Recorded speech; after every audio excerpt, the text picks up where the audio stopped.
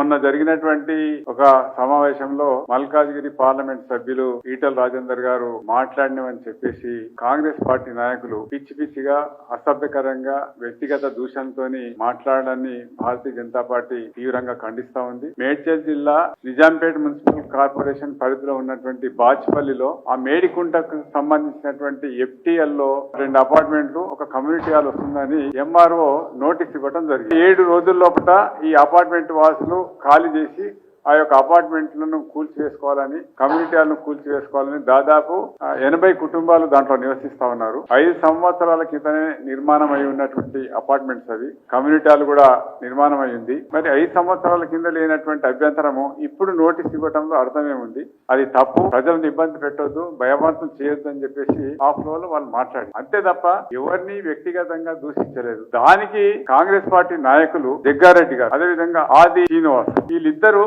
వ్యక్తిగతంగా మాట్లాడి అవమానకరంగా వాళ్ళు వ్యవహరించడం ఏదైతుందో ఇది భారతీయ జనతా పార్టీ తీవ్రంగా ఖండిస్తుంది. భవిష్యత్తులో ఎప్పుడైనా మా ఎంపీల గాని, ఈటల రాజేందర్ గారి మీద గాని, లేదా మా మంత్రుల మీద గాని, మా ఎంపీల మీద గాని మీరు పిచ్చి పిచ్చిగా వాగినా మాట్లాడినా దానికి సరైనటువంటి జవాబు ఉంటుందని, ప్రతిస్పందన ఉంటుందని కూడా ఈ సందర్భంగా హెచ్చరిస్తా ఉన్నాం.